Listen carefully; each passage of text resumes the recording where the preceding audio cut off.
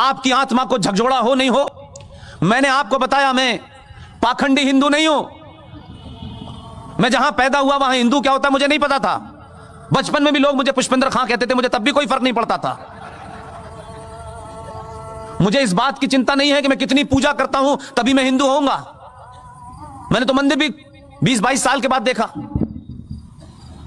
लेकिन बात का जवाब तर्कों से दीजिए। अगर किसी ने हमला किया है, शब्दों से किया है, आपके फेथ को गाली दी है, तो आप गाली मत दीजिए। आप भी शालीनता के साथ अपनी बात कन्वे कर दीजिए ताकि उनको पता चल जाए कि उर्दू और कुरान शरीफ पढ़ने वाले भी इस देश में हैं। एक मोहतरमा ने कहा, वो ये कहती थी कि वो बेचारी बड़ी परेशान थी, उनको अल्लाह से बात करनी चाहिए, वो भगवान से मांगने लगी। उन्होंने कहा अपने ट्वीट में, हमारे यहां हर सड़क छाप के ट्वीट पे लोग बड़ा संज्ञान लेते हैं।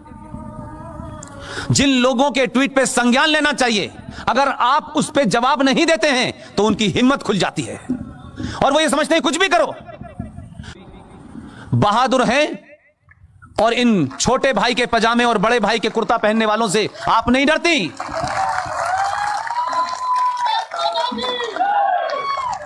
नहीं तो इस किस्म की लॉन, इस किस्म के माहौल में हमने तो गजलें होते सुना है, लेकिन गजलों के इस मौसम में आप हमसे ये जो आग सुनना चाहती हैं, इसके लिए बहुत बहुत मुबारक। और इस किस्म के प्रोग्राम करती रहें। और जो भी इस शहर के धनाढ्य लोग हैं, अमीर लोग हैं, जिनके पास वक्त कम है, पैसा ज्यादा है, वो मोनिका जी जैसे लोग, डॉक्टर मोहन गुप्ता जैसे लोग, जो इस शहर में ऐसे लोगों को बुलाते रहते हैं जिन्हें राष्ट्र की चिंता है, जिन्हें अपने पर्सनल कद बढ़ाने की चिंता नहीं है, उनकी मदद करें। इसलिए उन मोहतरमा ने कहा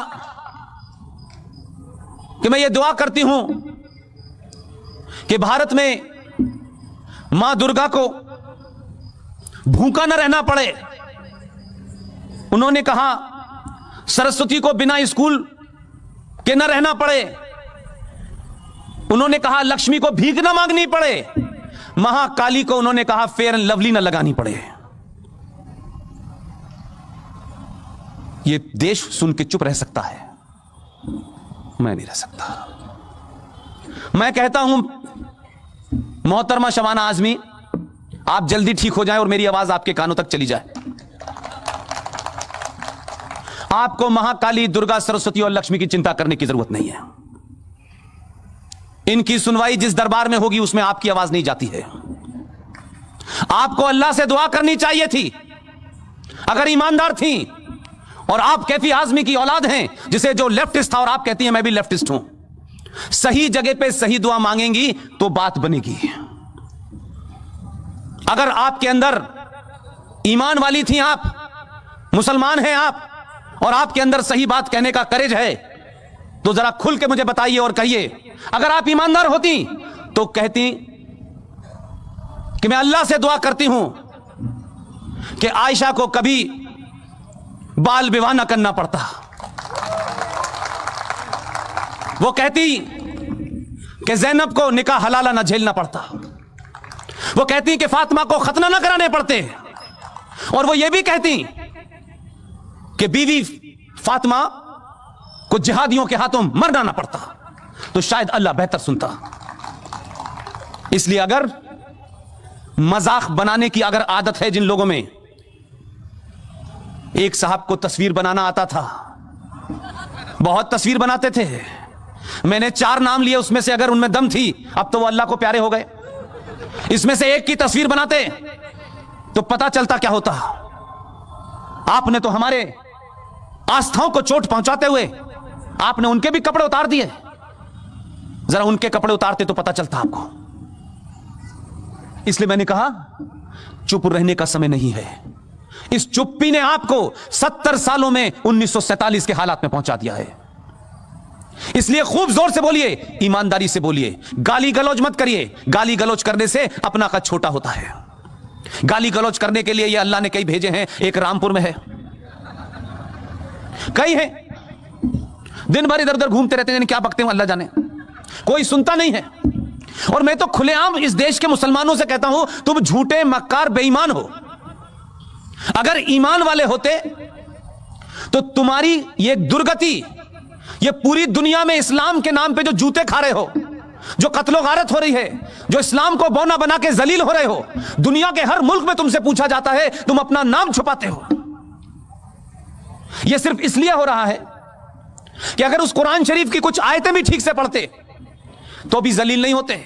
हम तो दुनिया में एकमात्र ऐसी सभ्यता है कि हमने तुम्हारे नाम और तुम्हारे पहनावे से और तुम्हारे फेस से कभी हमने कोई सवाल खड़ा नहीं किया। हमने तुम्हें अपने यहां जगह दी, आप भी रहिए। हमने तो दुनिया के कई मुल्कों को जगह दी, कई फेथ को जगह दी। कभी कभी आज तक कोई ऐसा रिकॉर्ड नहीं मिलता है कि इन 70 सालों में हमने कभी हथियार उठा करके किसी फेथ को मारा हो।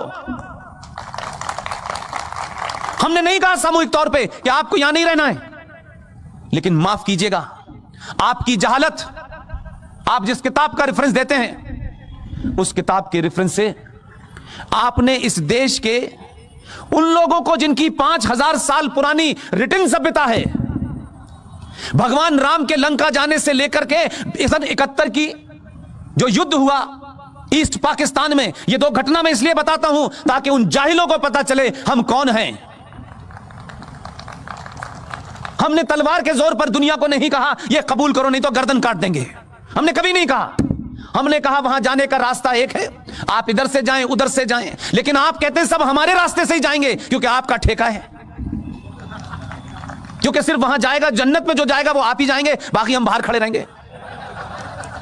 आप कंफ्यूज हैं, आप एक बात कहते हैं, अपनी बात को दूसरे लाइनों में उसको कंट्राडिक्ट कर देते हैं। अरे हम तो ये मानते हैं कि ये कोई ब्रह्मांड है, ये जो कायनात है, ये जो यूनिवर्स है, ये कोई पावर है जिसका शायद हमें इसलिए ज्ञान नहीं है कि हमने सनातन छोड़ दिया। अगर सनातन पड़ा होता तो हजारों साल पहले बता दिया गया है कौन सा स्टार कहां है, किस कारण से है, किस चीज का क्या महत्व है। और यही कारण है कि जिन लोगों ने इतिहास लिखा है वो ये नहीं बताते कि ये जो प्रयागराज है, जो बड़ी मुश्किल से इलाहाबाद से आजाद हुआ है, वहां पर जो कुंभ लगता है, अगर कुछ लोगों का बस चलता तो वो कहते कि कुंभ भी 1947 से शुरू हुआ है। तो हमको ये बताया नहीं गया और हमारे लोगों ने जो शुद्ध साइंस है, कोई पूजा पद्धति नहीं है सनातन में, सनातन सिर्फ ज्ञान और विज्ञान और साइंस है और उस पर कुछ है ही नहीं। वो आज बता रहे हैं 2019 में 20 में कि ये जो आपका जो स्नान होता है इसका एक महत्व इसलिए होता है कि जो प्लैनेट्स की पोजीशन होती है वो 12 साल में एक प्लैनेट आता है और उस वक्त उसकी अल्ट्रा वायरस रेस की वजह से पानी के अंदर अशुद्धियां समाप्त हो जाती हैं और नहाने से आपको आसान हो जाता है और आपके अंदर कोई बीमारी पैदा नहीं होती। लेकिन यही बात हम कहते थे, लोग कहते थे ये मूर्ख लोग हैं, ये मूर्ख लोग हैं भाई। और आपको मूर्ख कौन कह रहा था? ये वो लोग कह रहे थे जिनका अल्लाह पे यकीन है। मेरा भी अल्लाह पे पूरा यकीन है, 100% है। देखिए पानी में इसलिए नहीं पीता हूं कि लोग कहेंगे पानी पी पी के देता है, तो मैं उनको ये चांस नहीं देना चाहता। लोग कहें बगैर पानी दिए भी देता है, तो वो कहते हैं हमारा अल्लाह पे यकीन है। अरे हमारा तो अल्लाह पे यकीन हजारों सालों से था, ऐसा नहीं था कि 1400 साल से 632 से शुरू हुआ, हजारों सालों से था। और आज भी हम मानते हैं यकीन आपका कमजोर है क्योंकि आप अल्लाह की आड़ में मुल्ला का इस्लाम चलाना चाहते हैं, आपका एजेंडा है। इसलिए मैं कहता हूं कि हम 1000 साल तक गुलाम रहे, इसमें कोई छुपने की बात नहीं है, इसमें कोई इंफिनिटी कॉम्प्लेक्स नहीं, इसमें कोई कुंठा की बात नहीं है। हमने जरूर कोई ऐसे काम किए होंगे, हमारे अंदर ये अशुद्धियां आई होंगी, हमारे अंदर कमजोरियां पैदा हुई होंगी, हम आपस में बटे होंगे, हमने जरूर किसी नियम का उल्लंघन किया होगा, ऊपर वाले ने हमको सजा दी। पूरे 1000 साल तक गुलाम रहने के बावजूद भी आज तक हमने ऊपर वाले से यह नहीं कहा कि तूने हमारा हाल ऐसा क्यों किया। हमने कभी नहीं कहा, हमने यह माना कि हमारी कमियों के कारण आज हमारे ऊपर लुटेरे, दंगाई, बलात्कारी राज कर रहे हैं।